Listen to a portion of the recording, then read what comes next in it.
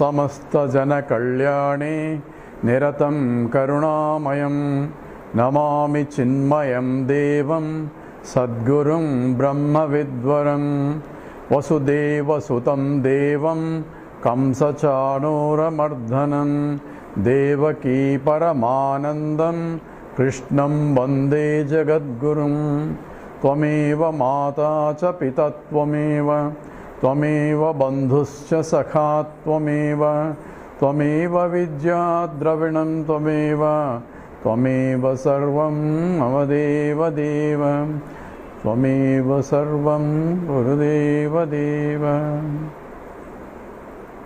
Hari Om.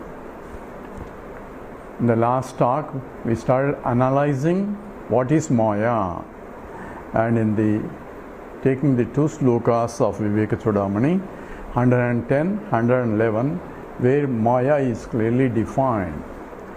Maya is that force that makes one into many. So there is a change of state, and any change of state requires a driving force. And even though I do not see the driving force, it's not a perceptual type, but by the effects one has to deduce there was a force that contributed to this. So therefore, that one which is according to the before the creation, there is only one, that is Ekameva Advitiyam, one without a second, which Chandogya calls it, Upanishad calls it in the 6th chapter as Sat, or pure existence, and in the 7th chapter it called its Bhuma, that means essentially infiniteness, and in Taittiriya Upanishad same thing is called Brahman, that also means infiniteness, and in Aitareya Upanishad it's called Atma, which is also self. So all are essentially same, pointing out the direction of what was there before creation, and itself became many. Becoming many involves a material cause. So if I say gold became ornaments, that means gold was there before and varieties of names and forms came out of gold, and in this case gold itself became many.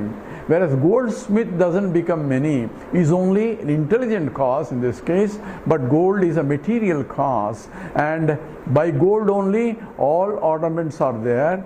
So it is very substantive of all the ornaments, and it lends support to it, and without the gold there cannot be any ornaments. So even though there are varieties of names and forms of the ornaments, each ornament has its own attributes, but those attributes do not belong to gold, but they do not have any substantiality of their own. That means if the ring is 100 grams, when you say, it's not the weight of the ring, but it is the weight of the gold in the ring. So it is from gold they came, by gold they are sustained, into gold they dissolve, and this is a transformationless transformation. That means gold remains as a gold, but varieties of names and forms. These names or forms are essentially superficial, without any substantiality. They have no independent existence as by themselves without the gold supporting it. So gold is independent and the names and forms are dependent. This is an example given by the Chandogya Upanishad in the Sadvidya as an illustration that how one became many, and therefore this is a material cause. And if I know that one, the substantive knowledge if I have essential knowledge of everything, even though superficial knowledge of names and forms and attributes I may not have. So all the objective sciences are only superficial knowledge, because it's the names and forms are different, but what is substantial knowledge? Substantial knowledge is from which they came, by which it is sustained, and into which it goes back, and that is essentially the substance, and that's what is essentially Maya is being described. And in the Sloka 110, which is well quoted all over, is defined as Avyaktanamni Paramesha Shakti Anadya Vidya Trigunatmika Para Karyanumeya Sudiyaiva Maya Eya Jagasarvamidam Prasuyate. So it is Avyaktanamni, it is Avyaktam. Vyaktam means manifestation. Avyaktam, there is no manifestation, means there is no difference of anything in that pure Maya. In the pure Prakriti, before it got created, it is just Avyaktam. So, Avyaktani Bhutani. So, before creation, it is Avyaktam. Now, we have to know that in this analysis, there are two Avyaktams that will be pointed out. And in the Bhagavad Gita also, Krishna points out that one Avyaktam is this Maya.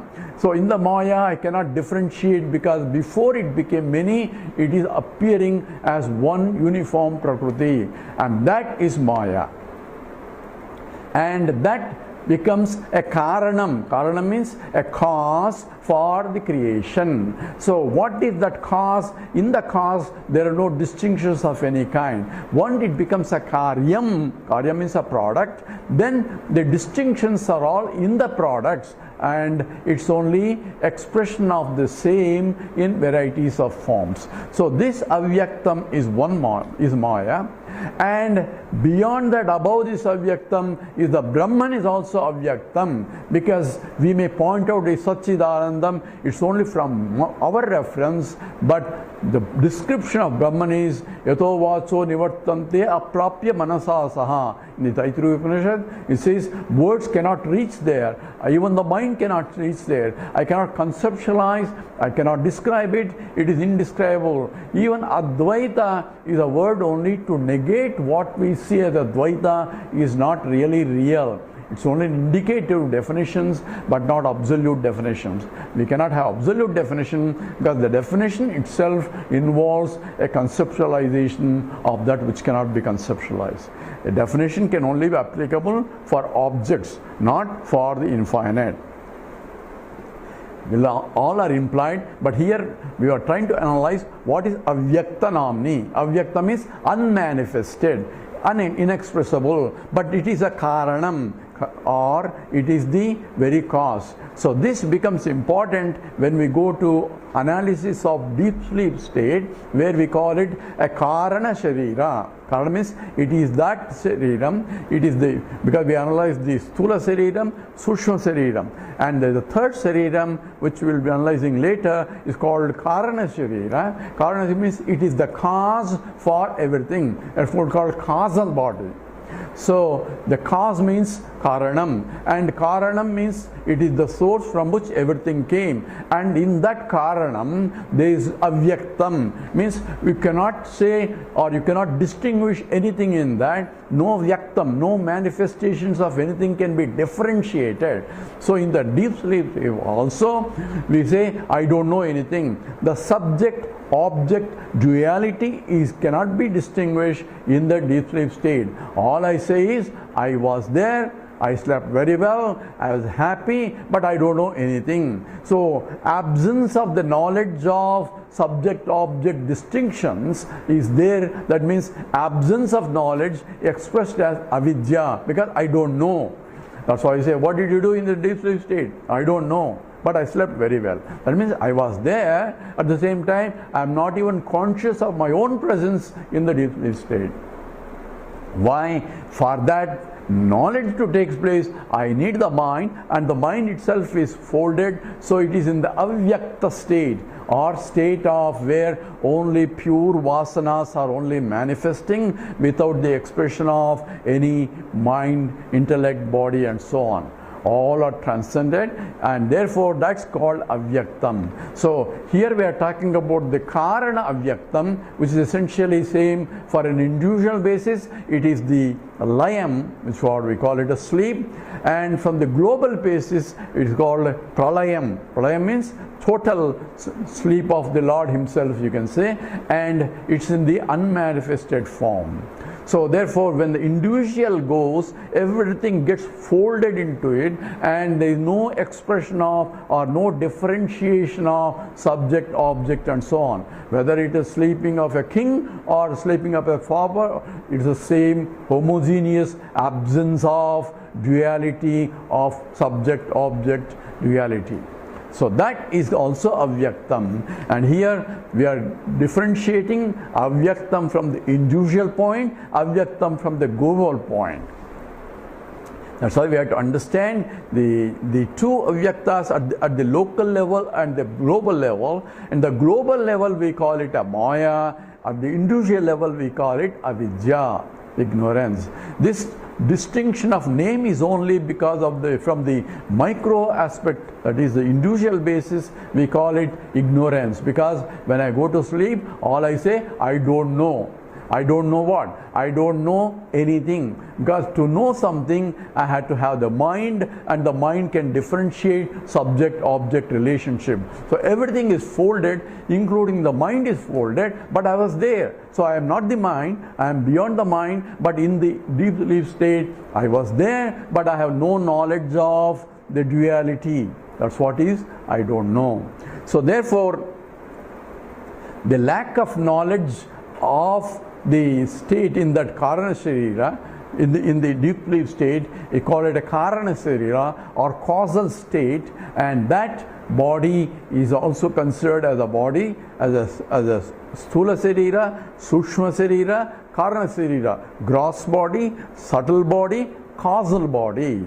So causal body, it is a cause for everything else, and that is caused because it is the vasanas that are there. It's only simple vasanas without expression through the mind, because the mind is folded. All you have is I don't know, is only the concept there. Therefore that is a cause, and we discuss it is the vasanas because of which I am taking a birth in a particular form. So therefore all the birth and modifications are because of the karana. So I take a particular form in the human birth or animal birth or whatever birth, depending upon the nature of my vasanas. So depending upon the karana, the karyam is produced, and therefore it is a karana sharira, and that is avyaktam in that state and becomes avyaktam. Vyaktam means manifested in waking state and a dream state, depending upon what are those particular vasanas that need to be expressed.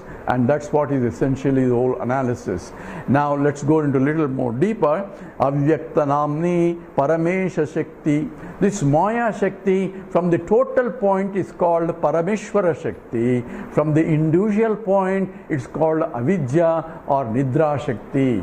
So these distinctions from the micro level and the macro level we should keep in mind as we understand, because from our understanding we are looking at the totality, but from the point of the totality also we should look at it, so that there seems to be a Ishwara Srushti, Ishwara Vyaktam. So Avyaktam manifesting at the global level is called Ishwara Srushti, the creation of the whole universe, and there is a Jiva Srushti where the creation of the individual is also involved. So in order to understand clearly, we can take the example, although the text is also going to go into later these details, but just to have clear without any confusion, so that the concept will be clear. So we can take an example of the dream state, and you can see this analysis very clearly. So I was mentioning last time, it says when I go to in the sleep, in the dark room, in the AC room, and when I go and when I am going into a dream state, and how the dream, when the dream occurs, is it time dependent? Can I know when it is coming? There is no way a waker who is going to sleep will know when the dream comes. Only after, oh my God, I slept so much, he will realize after getting up. So therefore the time in the dream state, even though there is a time and space in the dream, is different from the time and space in the waking state. I can spend the generations in the dream state within few minutes of our waking time also, because that time is different from this time. So we'll analyze later what exactly time and what exactly space also later. But here, when I go to deep sleep state, the vasanas that are suppressions and oppressions form the vasanas for the projection of the dream world. So why do I dream? Because of the suppressions and oppressions of in the waking state that cannot be exhausted, and that the mind needs to be relieved. So nature has provided an exhaust mechanism or a cleaning process for the mind, so that it will be fresh again to accumulate no vasanas in the waking state. So when I go to deep sleep state, the cause for projection are the vasanas of the suppressions and oppressions and of the waking state, provides the vasanas. They are called karanam. And when that projected, what happens? I project the whole universe of dream world. When a dream world is projected, what are the things projected? Both subtle elements as well as gross elements, space, time, everything is projected. And the projected, we can have rivers and more plains, and you can have the mountains and forests, and also you can have people there and animals there and myself also. So after creating the whole dream world, as though I enter into the dream world as one of the subjects in the dream, forgetting that it's my own creation there, and forgetting that I take myself, I am only an individual entity, limited entity with a limited body, mind and intellect in the dream. A dreamer while dreaming doesn't know that it is a dream. He thinks that is the real world. In the same way, waker doesn't know that this is also a avyaktam manifesting as though, but substantially there is no reality. He doesn't know unless he goes to a higher state of understanding. So in the dream, so where am I? So in the dream, when I go to dream, there is a avarana. So nidra shakti acting like a avyaktanamni paramesha shakti. Same words can be used. Here Parameshwara is the waking mind. With a waking mind, a conscious waking mind, is the Parameshwara, is the one who is creating the whole dream world, using the vasanas available as the means for the projection of the entire world. So what kind of dream I am going to have? The dream depends upon the vasanas that I am taking, that has to be projected, or I have to exhaust it, or the mind has to be cleared out. Those are the vasanas that becomes a root cause for the creation of the dream world. And once I have created, avarana means there is a covering of my true nature. That means I forget that I am in the AC room, sleeping in the dark room. I forget that. That's called avarana shakti. That comes because trigunatmika maya. This is the three gunas are there for nidra shakti also. That is, one is the avarana shakti, that means covering. That's a part of tamasic nature. And there is a vikshepa shakti, projecting power, that comes from the rajoguna, and also there is a jnana shakti that comes from the sattva guna. So these three aspects are also involved in the dream state also, where I am looking at the world, the whole projection of the plurality is there. The projection comes from the rajoguna, and looking at and seeing and knowing the things, and I see a tiger is coming and trying to chase me. I created the tiger, and I am making the tiger to chase me, and I am running away from the tiger. All that is because of not knowing I am the one who created all that. Forgetting that now I want to save myself from the tiger. So all this knowledge and all that prakriti or pravrutti and nivrutti, that means activities and avoidance of activities, are caused by the vasanas only. So Swami Chinmayananda, you say, I dreamt myself, I am in the examination, and I was the one who set up the exam paper, and I was the one who is taking the examination, and I failed in the exam also. So all these things because of the mind, that avyaktam, unmanifested, is manifesting in different way depending upon the vasanas. So avyakta namni paramesha shakti. So where is the total mind? total mind, a waking mind, becomes a Ishwara Shakti, Ishwara's mind for projecting the total. So waking mind is projecting all the plurality. How did it polarity come? Depends upon the knowledge of the waking mind. So the knowledge is pre-existing with the mind. So when I am projecting some strange animals, I have the knowledge of the parts of the animals and I am assembling there only. So I may have a rabbits with the horns there, even though I have not seen rabbits in the horn outside. But I know what is a rabbit and I know what are the horns. Therefore, in the dream, I can create one using what? Using the knowledge available in the waking state. So that becomes a background for me for the creation. So I have the knowledge of creation, therefore I am creating that. So I have a creative power, and that comes from the Rajoguna. And also I know what is been there, but because of avarana, because of the ignorance covering my true nature, I am only having the objective knowledge there. That objective knowledge is gained because of the sattva guna also. So this is identical with the waking state. So avyakta namni paramesha shakti anadya vidya. So anadi avidya, this original mula avidya, that means the ignorance of my own nature. In the case of dream, I don't know that I am a waker. In the case of the waking world, I don't know that I am pure Satchidananda. Because of that is covered, and therefore Maya projects it. So Maya has three powers. One is Avarana Shakti. Avarana covers my true nature, and my true nature is Aham Brahmasmi, is my true nature, because I am infinite, because I am Ananda Swarupa. I am Sat Swarupa and Jnana Swarupa and Ananda Swarupa. These are Swarupa Lakshanas, means my intrinsic nature, and I forget my intrinsic nature, and now I am projecting because of the Vasanas. We already discussed how the Vasana started. It's a beginningless because it is due to ignorance, and ignorance is Anadya Vidya. So this Anadi Avidya, that means beginningless ignorance, is the cause, and that ignorance, beginningless, is same as Maya and same as Prakriti. Therefore it is Trigunatmikam. It has a Sattva, it was the Sattva, Rajas and Tamo gunas. These are the three gunas or properties of the Maya itself, and Trigunatmika.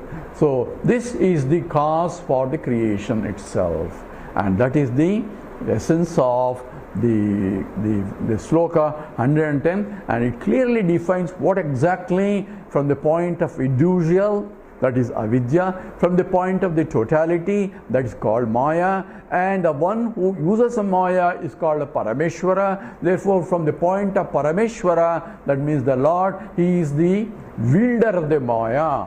So he has the power that he can use to create, and therefore he doesn't have ignorance, because he is Sarvajna. He knows everything that is to be created in the creation. So all knowledge of creation is there with him. Therefore we call him Sarvajna, Sarvashaktiman. So all things that are within the creation, or he is capable to do it, all skills are there for him. So whatever your skill discovered in the creation is because of the totality, and that should be available. So scientist only discovers the laws. He doesn't invent a law. Laws are there, and laws are his creation only. Therefore he is Sarvajna. So he is all-knowing. Therefore it is a Parameshwaraha, is the Lord of entire universe, and that is his Maya, becomes his Shakti.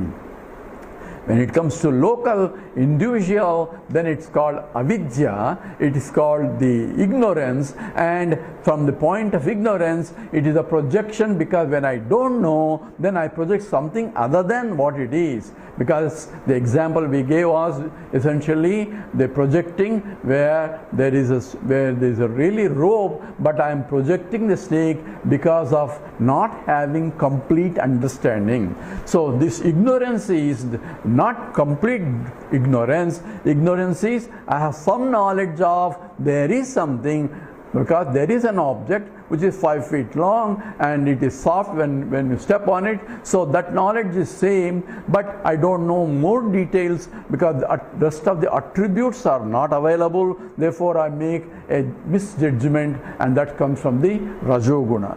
Same way, the projection of the whole universe, there is existent and consciousness I know, but I do not know that I am Sampurnam. That means I am full by myself. Therefore, I am looking for, trying to full myself, and that's what is searching for happiness is. So this aspect of the Maya is being described. Maya is from the totality point, from the Ishwara point, it is a Parameshwara Shakti. From the point of individual, Maya is avidya, and it is an ignorance or not knowing anything. That becomes at the individual level. We'll go into details of, there is an Ishwara Srishti, and there is also Jiva Srishti comes into picture, and we should understand clearly where the Ishwara Srishti and what the Jiva Srishti and what self-realization involves. We'll come back again. With this, we'll stop here. Om Purnamada Purnamidam Purnat Purnamudachyate Purnasya Purnamadaya Purnameva Vasishyate. Om Shanti Shanti Shanti. Harihi Om. Sri Gurubhyo Namaha. Harihi Om. Harihi Om.